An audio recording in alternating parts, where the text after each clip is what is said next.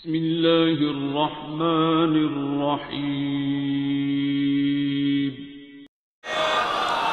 تو امام زمانہ کی توقیعات نقل ہوئی ہیں، امام سے لوگوں کی ملاقات، امام کے خطوط، امام سے لوگوں کے رابطے، یہ ایک پورا باب ہے معرفت امام زمانہ کے حوالے سے۔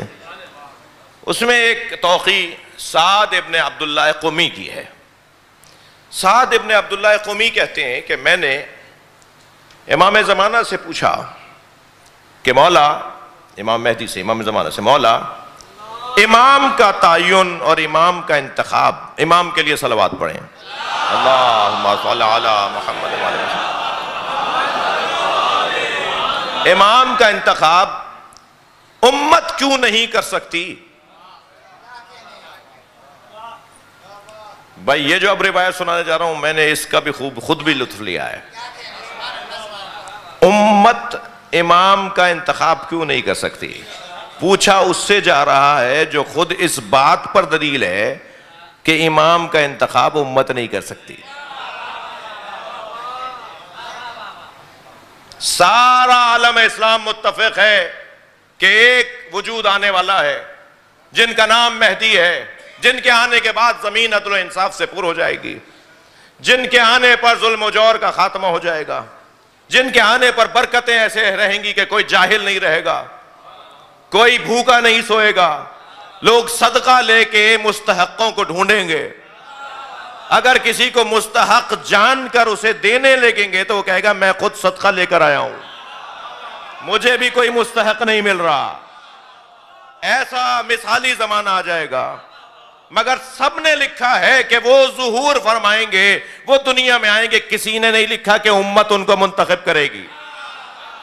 جب آخری کو امت منتخب نہیں کرتی،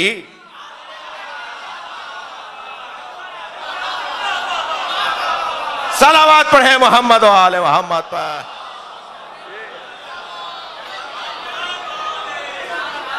تو پہلے کو امت کیسے منتخب کرے گی؟ اب خود امام سے پوچھا گیا کہ امام کو امت منتخب کیوں نہیں کرتی، کیوں نہیں کر سکتی؟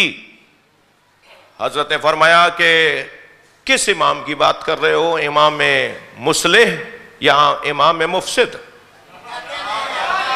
اب بھائی جو روایت ہے وہ تو میں سناؤں گا آپ کو۔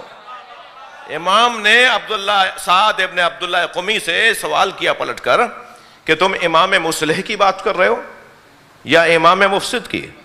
کہ مولا میں تو امام مصلح کی بات کر رہا ہوں۔ مصلح، حضرت نے فرمایا کہ کوئی شخص کسی شخص کے بارے میں کیسے جان سکتا ہے کہ اس کے دل میں فسادی فکروں کا مجموعہ ہے یا اصلاحی فکروں کا اجتماع ہے؟ کوئی شخص کسی شخص کے بارے میں کیسے جان سکتا ہے؟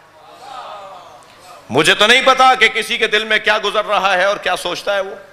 جب کوئی شخص کسی شخص کے بارے میں یہ نہیں جان سکتا کہ اس کے ذہن کے اندر، اس کے دل کے اندر فسادی فکریں ہیں یا اصلاحی فکریں ہیں، تو ہو سکتا ہے، کیا یہ نہیں ہو سکتا، جو حضرت کے جملے، کیا یہ نہیں ہو سکتا کہ وہ شخص اس کا انتخاب کر لے کہ جس کے دل کے اندر فسادی فکریں ہیں، اور جو فسادی فکروں کا حامل ہے وہ کیسے امت کے لیے مصلح بن سکتا ہے؟ کہنے لگا مولا ایسا ہو سکتا ہے۔ حضرت نے فرمایا جب ایسا ہو سکتا ہے تو پھر امت کو یہ اختیار کیوں دیا جائے؟ بھائی تھوڑی گردن ہلائیے گا، بات جا رہی ہے۔ پھر یہ امت کو اختیار کیوں دیا جائے کہ وہ اس کا انتخاب کرے جس کے بارے میں جانتا ہی نہیں ہے؟ تو جب امام کا کام ہی اصلاح کرنا ہے تو امام کا انتخاب وہ کرے گا جس نے امام کو بنایا ہے، جو دلوں کا حال جانتا ہے وہ بتائے گا کہ کون مصلح ہے۔ تو امام مہدی کا برہان، یہ برہان مہدوی علماء نے اس کو نام دیا ہے امامت کے باب میں۔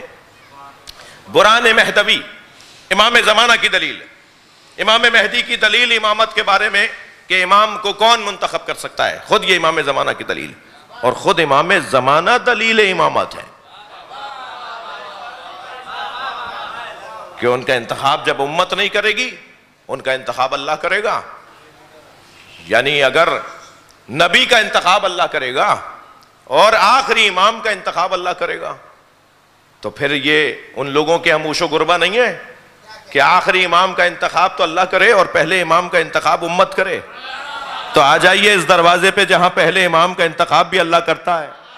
غدیر کے میدان میں آواز دے کر کہتا ہے بلغ ما انزل الیک من ربک، اے میرے حبیب پہنچا دو وہ جو ہم نے تم پہ نازل کیا ہے، ان لم تفعل فما بلغت رسالتہ، اگر یہ نہیں پہنچایا تو کچھ نہیں پہنچایا۔